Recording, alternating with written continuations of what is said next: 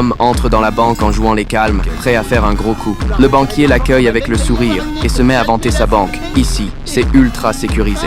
Vous vous êtes déjà fait braquer. Ah, évidemment, ça m'est arrivé 2 fois. Je devrais d'ailleurs plutôt dire une cheville, si je me trompe pas. Il a dit que son grand-père venait... Le vieux panique, lève les mains tout de suite. Mais au moment où il se penche pour prendre l'argent, un truc complètement imprévu arrive. Parce qu'en fait, ce n'est même pas une banque. C'est un piège monté au millimètre. James n'a que le temps d'attraper une poignée de billets et de se barrer. Sauf qu'à peine dehors, il prend une balle et s'écrase au sol. Il rampe, se traîne jusqu'à un puits pour se couvrir, et en se retournant, il voit le banquier avancer vers lui, arme au poing.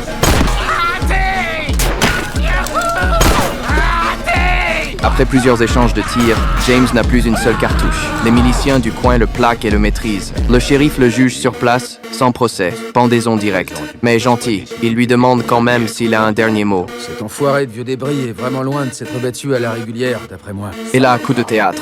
Une escouade de guerriers amérindiens surgit, et les flèches pleuvent. En une seconde, le peloton d'exécution se fait trouer de partout. Les cowboys tombent de cheval, transpercés, et le shérif fait demi-tour et détale. James croit que la chance lui sourit, mais le destin se fout encore de lui. Son cheval avance d'un pas, et la corde se resserre d'un coup autour de son cou. Heureusement, un cowboy qui convoyait du bétail passe pile au bon moment.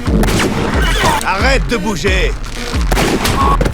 Le cowboy lui propose de venir convoyer le troupeau avec lui. James, reconnaissant d'avoir eu la vie sauve, se dit qu'il est tombé sur un bienfaiteur, et il accepte. Sauf qu'il ne le sait pas encore. Ce cowboy-là, c'est pas un saint.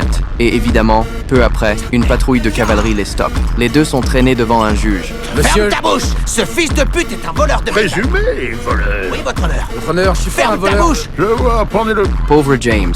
Il a beau se défendre, personne ne l'écoute. Le juge le condamne direct à la pendaison. Et voilà, le revoilà au pied d'un gibet, entouré de 3 autres condamnés. Charmante demoiselle.